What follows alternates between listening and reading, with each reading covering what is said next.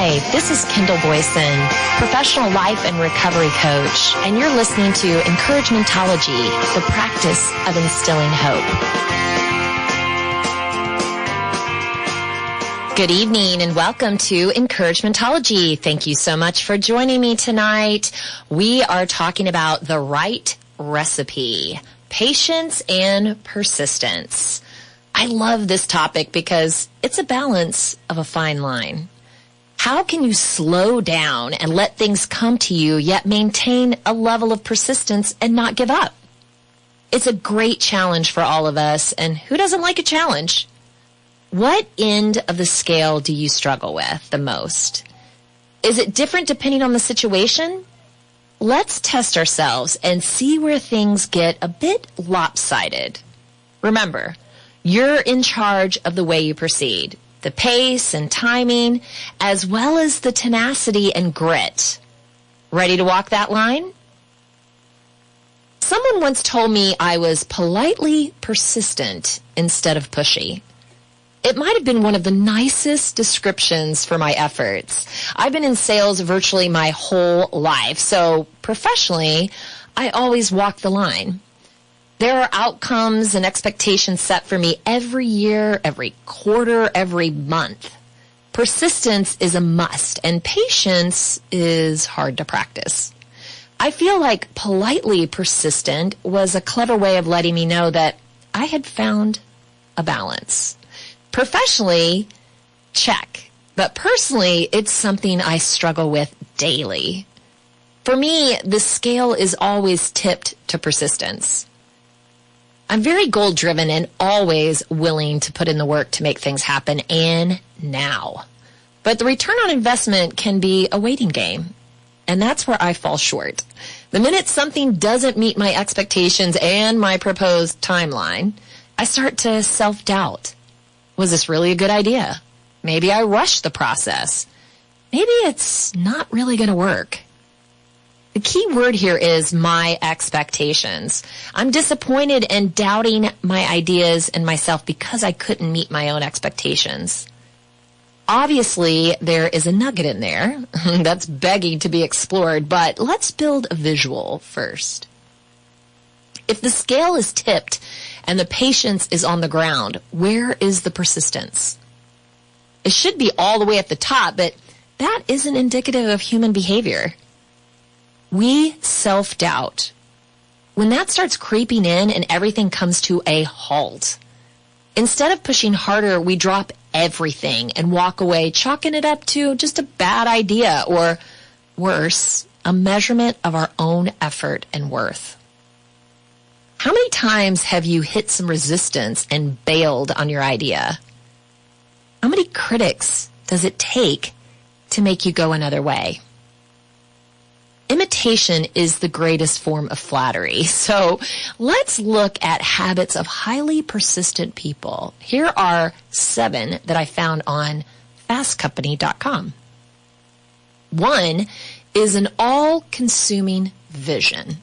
Persistent people have a goal or vision in mind that motivates and drives them. They're often dreamers and visionaries who see their lives as having a higher purpose than simply just earning a living. Their vision is deeply ingrained, and they focus on it constantly and with great emotion and energy. They often think of this vision first thing when they wake up and last thing when they go to bed. Reaching this goal becomes the focal point of their life, and they devote a major portion of their energy and time towards it. Sounds like they don't take no for an answer, and they don't waste a lot of time with useless information. Number 2, they have a burning desire. Entrepreneur and motivational speaker Jim Rohn once said, if you really want to do something, you'll find a way. If you don't, you'll find an excuse. Isn't that so true? Persistent people want it bad, really bad, and they never look for an excuse or a way out. What keeps highly persistent people going is their powerful level of desire. Repeated failures, dead ends, and periods where it seems like no progress is being made often comes before a major breakthrough happens. Persistent people have the inner energy and intensity to to keep them motivated going through these tough times. This is where patience come in. Highly persistent know it's part of the process. They also possess inner confidence. People who overcome the odds and achieve greatly are often described as marching to the beat of their own drummer. They know what they want and are seldom swayed by the opinion of the masses. Having a highly developed sense of who they are allows them to be highly persistent and to continue without being greatly affected by what other people think of them. While that inner confidence gets challenged and shaken, it never gets destroyed and constantly acts as a source of courage and determination. It sure helps me to believe everyone will like my ideas. I just believe that. That's why I'm never afraid to introduce ideas, bad or good. I have a lot of passion for what I do, and it comes across in the way I present my ideas. At least my inner confidence has convinced me of this. They also have highly developed habits. Rohn also once said, motivation is what gets you started. Habit is what keeps you going. And I like to add to that, encouragement gets you off the couch. Highly persistent people know it is very difficult to stay continually motivated, particularly during difficult times and when it appears that no progress is being made. They have come to rely upon their self-discipline and developing habits that they can count on and continue down the path towards their eventual goal. They believe the results of the efforts they make today may not be seen for a long time, but they strongly believe that everything they do will count towards their outcome in the end. They also possess the ability to adjust and adapt. Persistent people have the ability to change their action plan. They don't stubbornly persist in the face of evidence that their plan is not working, but look for better ways that will increase their chances of success. The highly persistent see their journey as a series of dead ends, detours, adjustments, but they have complete faith that they will reach their final destination. They're not tied to their ego and are quickly willing to admit when something is not working. As well, they are quick to adapt the ideas of others that they've been shown to work well. Knowing when to give in and to modify your goal or approach is taking charge of your destiny. Going down with the ship, so to speak, is not valiant. It's stubborn. They also possess the commitment to lifelong learning.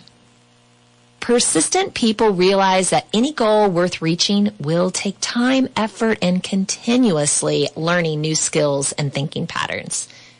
They welcome change and new ideas and continue looking for ways they can incorporate these into their lives. Ongoing learning is seen as part of the process through which a highly persistent person continually expands their range, adds tools to their toolbox. Naturally curious, persistent types not only see learning as a way to reach their goals more quickly, but they also see self-development as just a way of life. Learning and continual growth don't end at a certain age or stage in life, but they are the essence of life itself and therefore never ending. Send yourself to school. What do you want to know? Research it. Educate yourself. If you find something that you're passionate about, then this becomes more fun. And you will be much more devoted to learning everything you can. Persistent people use role models that act as guides and mentors. While it may appear that highly persistent people act alone and don't need anyone, most have a carefully chosen group of people they admire and emulate. These can be people who are actually involved in their lives as mentors and confidants, or they can be figures who they've read about or studied and researched who have deeply impacted their life. Persistent people usually stand out from their environment, and they're often misunderstood or ridiculed because they can make those around them feel a little uncomfortable. Having strongly ingrained models helps persistent people sustain and motivate themselves in an environment that's not always very supportive. Who do you look up to? Is there a person you admire for their work ethic or their contribution or their creative spirit? Grab a coffee with them. Pick their brain. We can learn so much from just talking to other people, so don't be afraid to reach out. Where does self-doubt usually creep into your plan? Is it in the beginning, making it impossible to even get started? What about in the middle? Blamed for the project never getting done? Or is it preventing you from the long haul? Remember that inner confidence, where does that come from? Self-confidence is the confidence in our own abilities. You want to know how to do something, you research, learn, practice, and do. You do it over and over with success, and now you have confidence in your ability to do it well. You are self-confident when it comes to that. Self-esteem is the cognitive and emotional appraisal of your own worth. Our self-esteem is directly tied to the way we think, feel, and act. It also determines our relationships with others and ourselves. Dr. Neil Burton has some interesting insight on this subject. It seems that we are each born with a healthy self-esteem and a small smattering of self-confidence, which is then either sustained or undermined by our life experiences. In the Western world, self-esteem is primarily based on achievement, whereas in the East, it's primarily based on worthiness. That is, on being seen and accepted as a good member of the family, the community, or other in-groups. In the Western world, you can get away with being a bad group member so long as you're successful. But in the East, you can get away with being unsuccessful so long as you're a good group member. Interesting, the way that that's perceived. One problem with achievement-based self-esteem is that it promotes the fear of failure and the pursuit of success at all costs. Because achievement is not wholly within our control, and because its effects are transient, it cannot offer a secure foundation for our self-esteem. Worthiness-based self-esteem also has its limitations. First of all, it relies heavily on the acceptance or rejection of others. And so, like achievement-based self-esteem, it's not wholly within our control. Second, because acceptance is contingent upon conformity with your in-group, it severely restricts our range of possibilities. If self-confidence is I can, then self-esteem is I am.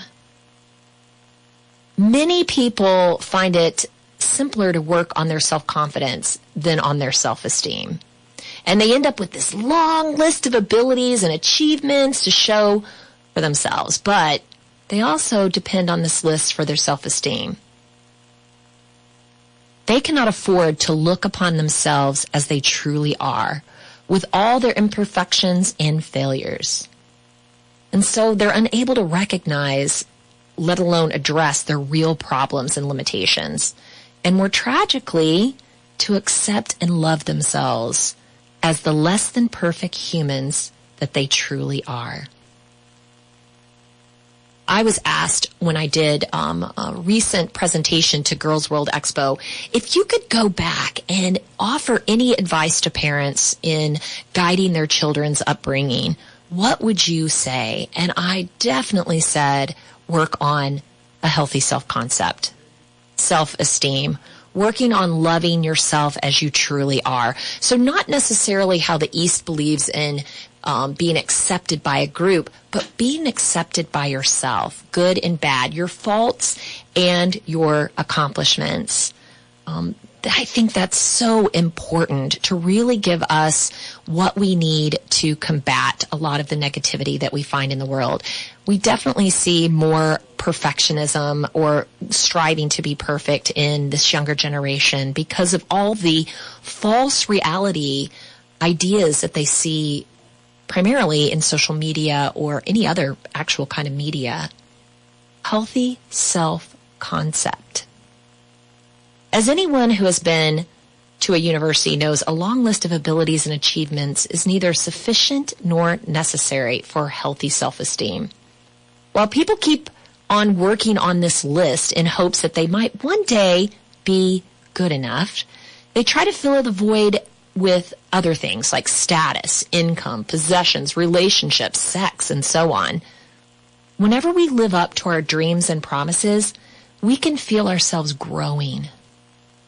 Whenever we fail but know that we've given our best, we can feel ourselves growing.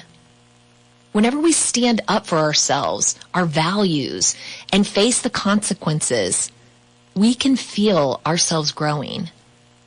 Whenever we come to terms with a difficult truth, we can feel ourselves growing. Whenever we bravely live up to our ideals, we can feel ourselves growing. That is what growth depends on. Growth depends on bravely living up to our ideals, not on the ideals of others. Persistence is directly tied to a healthy self-concept. When you feel confident in who you are and what you can accomplish, then you can take that challenge of any new venture in stride. That doesn't mean that self-doubt isn't lurking in the shadows, but with a healthy self-concept, you can confront it head on and trust in yourself. When I hit a snag and I am plagued with a moment of self-doubt, I try and stop myself from allowing the worst case scenarios from taking over. Doesn't that always happen? It's like a movie playing out. Something doesn't work as you planned or expected, and you start questioning every other aspect. And if it stopped at questioning, we'd be okay. See, we don't have the answers at this point. So in a normal scenario, the questions would be that, just left unanswered. But that isn't good enough. We have to play it all the way out. Then this will happen, and then that will happen, then I'm sure this will happen, and because of that, this certainly won't happen, and I'll lose everything. Whoa. Reel it in and deal with one obstacle at a time. Part of your plan should include space to handle setbacks. When your timeline is so aggressive and rigid that one no will throw the whole thing off, you need to add in some wiggle room. During this time, you can evaluate your current plan and decide if it's just a waiting game or you need to re-engineer your approach. You might need to abort it altogether and go to plan B, but without time and space and the mental safety net, you might hit the ground hard and give up. Plan B isn't going into the journey lacking self-confidence. It's respecting your vision and fueling your persistence. Why go back to the drawing board? That seems like starting completely over. How about a change of plans? Fully thought out plans. This may help you keep your self-confidence intact and get you over that hump. Practicing patience can get you through the long stretches. The waiting game. You have a great idea, you've done the necessary research and planning, all the I's are dotted and the T's are crossed. Why isn't anyone as excited about this as I am? Is this thing on? What about the plan that has 10 steps, but between 4 and 5, there's a huge gap of unforeseen waiting? Not in your control, but yet you're waiting. How do you keep your spirits high and soldier on? Knowing trees, I understand the meaning of patience. Knowing grass, I can appreciate persistence. That is a quote by Hal Borland.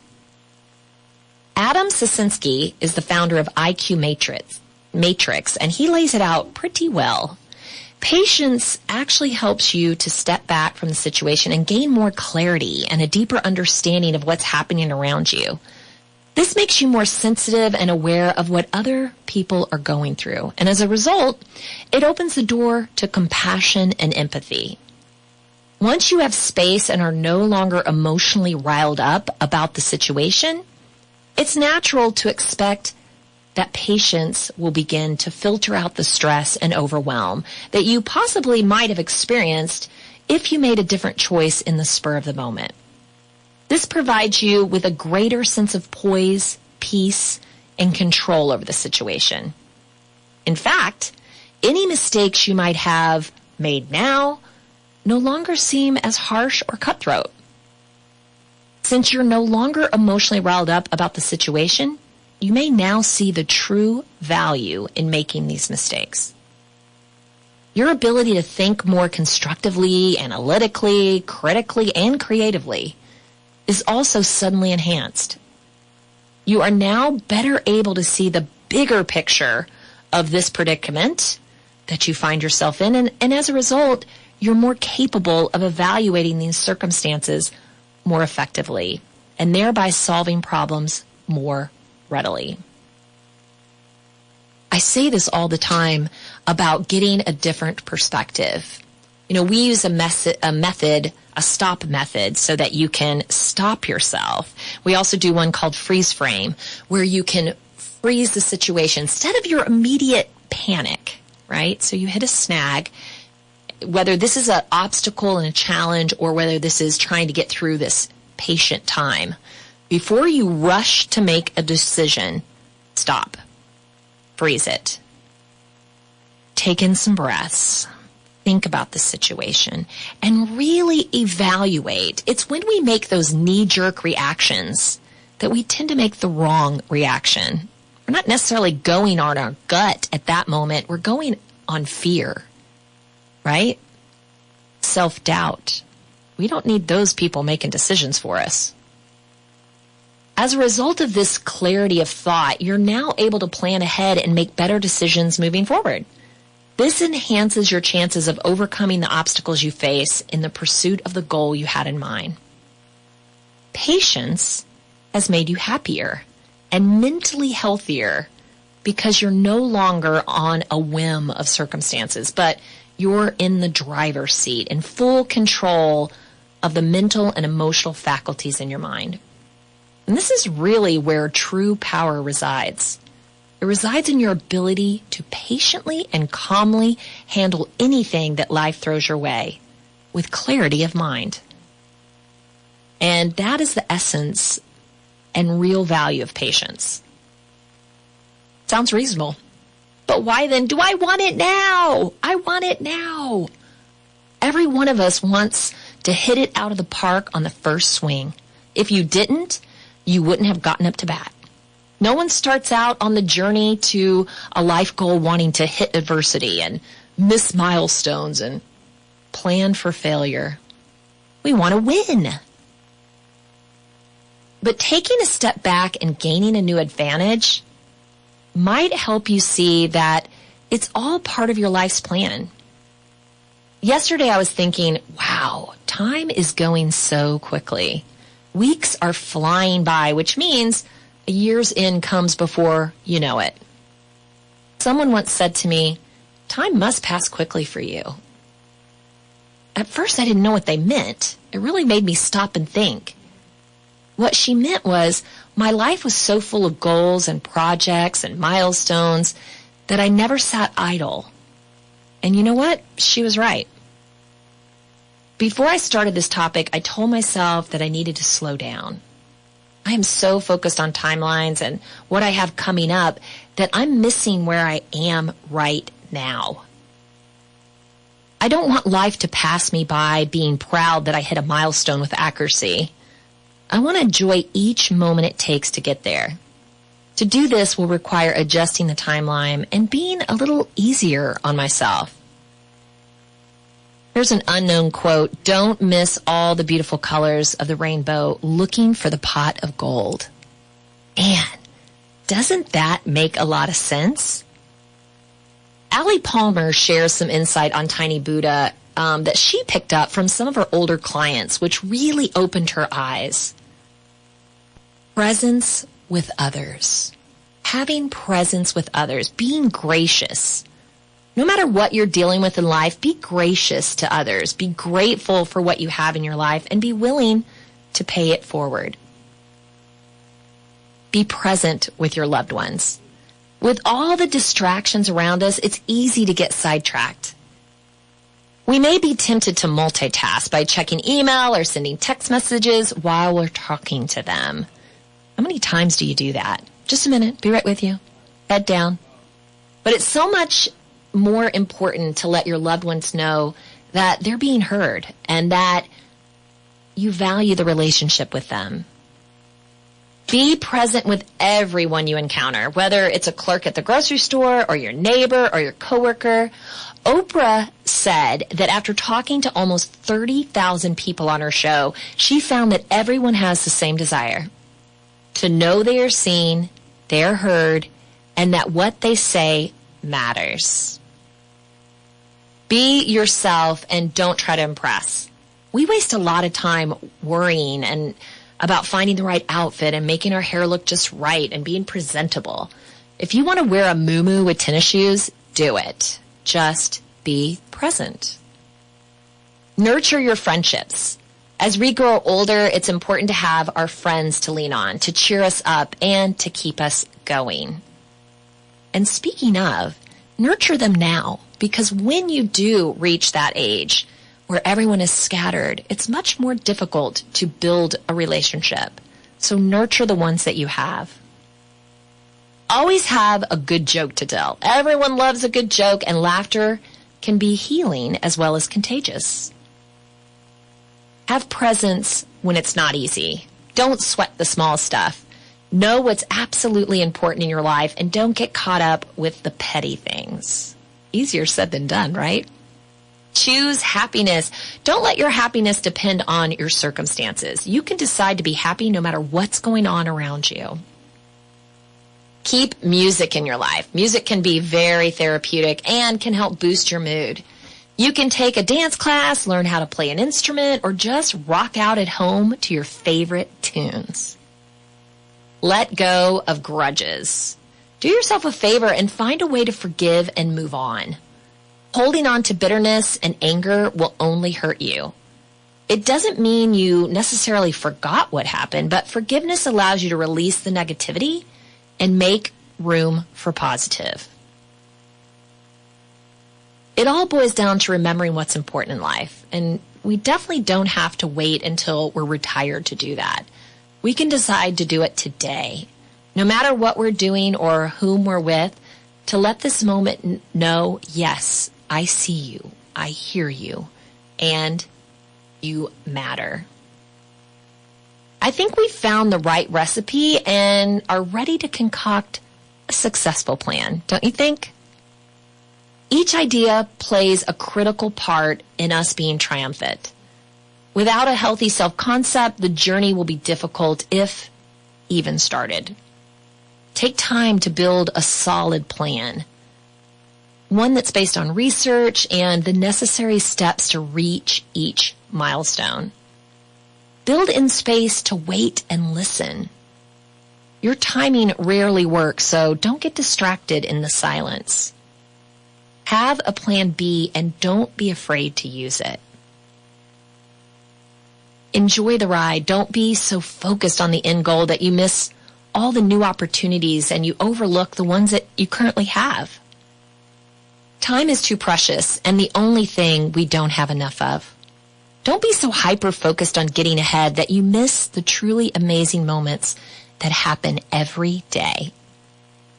I have an app on my watch that reminds me to breathe. I had one that reminded me to stand up, and I already turned that one off. I also have a sign on my bulletin board that says, drink more water. I do wish I would look at that one a little more often. I think I'll add one that says, look around. Sometimes I get so focused on my work that I forget to look up and just look around. Notice the day and look outside. This is going to be the start. Just notice the day. You might have found some things tonight that you would like to share with someone else, and that's always a great thing. Pay it forward. If you find out a tip or a trick that makes sense to you and you'd like to share it with a friend, that is so, so important. What great encouragement that is. Before we leave this topic of patience and persistence, I want to go back. At the start, I talked about getting disappointed. The minute something doesn't meet my expectations and proposed timeline, I start to self-doubt. Remember that? The key word there was my expectations. And we talked about that would definitely be something to explore, a little nugget. And we all have them. We all have those expectations, whether we set those for ourselves or someone else sets those for us. The worst is you got to be perfect. I don't know if you heard that growing up, but that's definitely the first one to blast apart, because there is no such thing as perfection. And striving for that can really keep you stuck where you are, or not even getting started because you're too worried and fearful that you won't be perfect. But expectations are anything.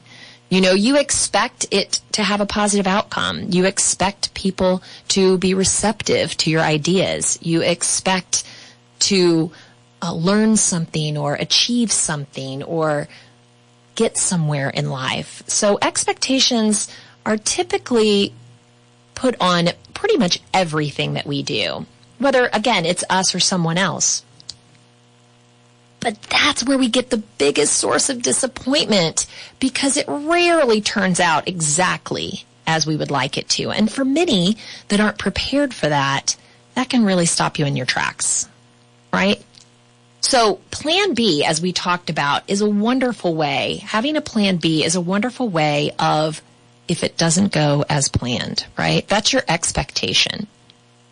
I had a friend one time telling me that we were trying to come to a source of where her frustration is in her daily activities. And she talked about her husband maybe not following the list of what's for dinner and preparing it in the proper way, and it doesn't turn out right. And if she gets home and it's not ready, it's just a big deal. We talked about ordering a pizza as plan B. How easy is that? Just order a pizza. You get a pass so often for a plan B pass, and we're just going to order a pizza. We're not going to belittle you for not having turned on the stove or laid out the hamburger meat or whatever that may be in your production part of the meal. But if that goes that way and I see that it didn't happen, I'm going to go to plan B, which is just order a pizza. I can put the number on the fridge and I can just switch gears. Doesn't that make it so much easier to deal with? What a great way to just have a backup plan. So you can do that with every one of your goals. Once you set your expectation, go ahead and just have your safety net plan B. Anytime you do a flow chart, you always have yes, go here, no, go here. You couldn't have a process turn out successful if you didn't have a yes, no, go, right? So why don't you think about your plan that way too? At what point is your breaking point? If this doesn't work, go here. That doesn't work, go there. At some point, you're going to have to think of aborting the idea altogether. So having that planned out with all of your plan Bs might be a real good peace of mind. That could give you that peace of mind to make it through those stagnant times where patience is a virtue, right? It's okay. I can wait. I got plenty of time. I've got a plan B, right? My expectations, I'm not worried about hitting those because I have a plan B. Now, expectations that are set by other people just really need to be explored. Is that something you embody and you make an agreement with yourself that you're going to partake in that type of expectation? Or is that just someone else imposing their ideas on you? And in which case, you can reject easily.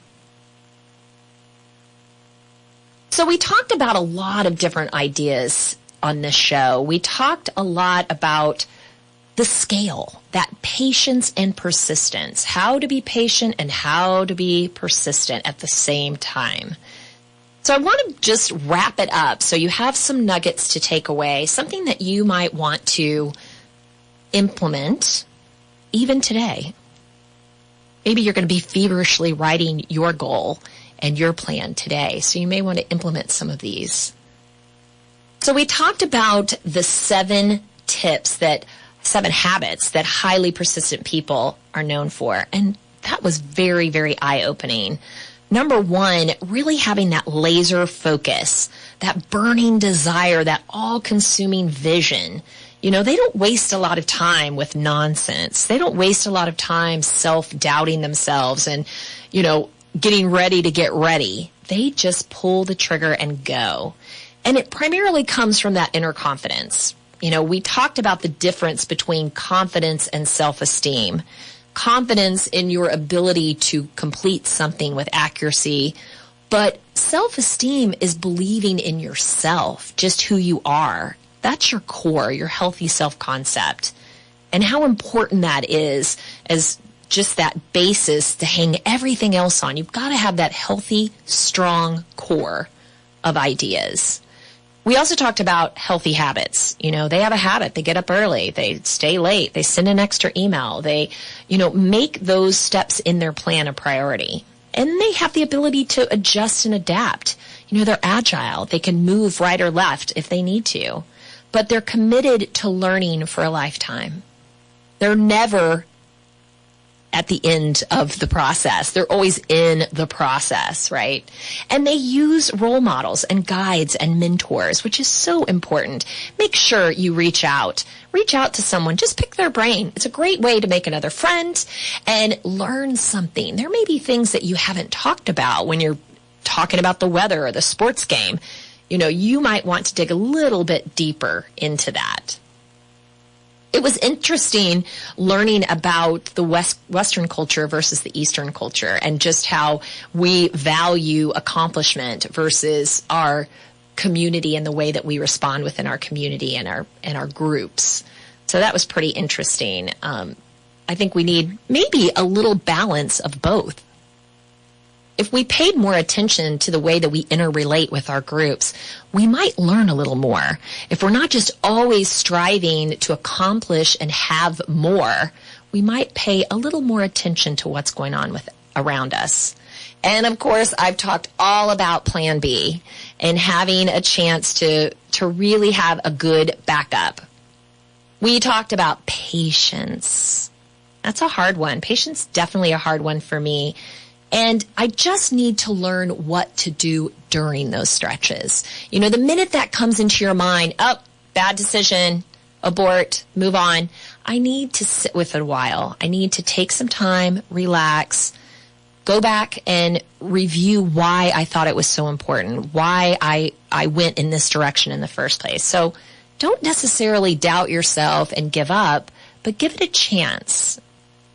Give yourself some space to react. That's great in really anything that you do. Give yourself some space and take some time to evaluate what's really going on. Different perspective, that sort of global aerial view of everything. We also talked about being present. You know, don't be so focused on your 2, 3, 5-year plan that you forget what's happening today. How was today? What'd you do today? Were you there? Do you remember? Did you get some joy out of today? Stay present. Present with the people around you, present in what you're doing. Nurture your friendships. What a great way to build just a happy life, a good balance between the two. So I challenge you to find a healthy balance. Take an inventory to find where you're depleted or coming up short and tip the scales. Persistence only works when you feel confident in your plan and satisfied in yourself. I know you can do it. Thank you for listening to Encouragementology with Kendall Boyson, where we find positive ways to handle some of life's challenges. Someone through until the path was clear.